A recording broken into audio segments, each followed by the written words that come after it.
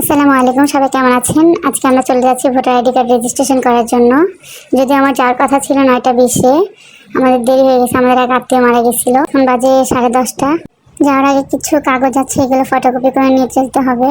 তো এই কাগজগুলো আমরা ফটোকপি করে নেব। আমাদের ফটোকপি করা শেষ।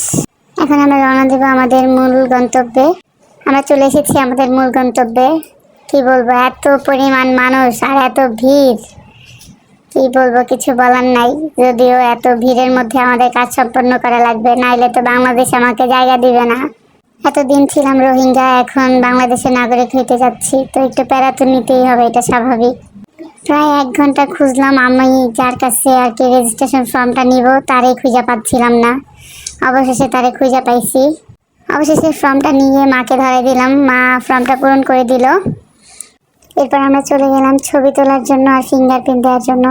সেখানে গিয়ে আবারও লাইন ছিল, ভাবছিলাম 3-4-5 ঘন্টা সময় লাগবে, কিন্তু একটা ভদ্রলোক এসে জিজ্ঞাসা করলো কার কার এসএসসি সনদ আছে। তো আমি দেখাইলাম, আমার জন্ম তারিখ জিজ্ঞাসা করলো, বললাম, পরে আমাকে পাঠিয়ে দিছে। এরপর আমরা বাসার উদ্দেশ্যে রওনা দিলাম। এই ছিল আজকে আমাদের ভিডিও। সবাই ভালো থাকবেন। আসসালামু আলাইকুম।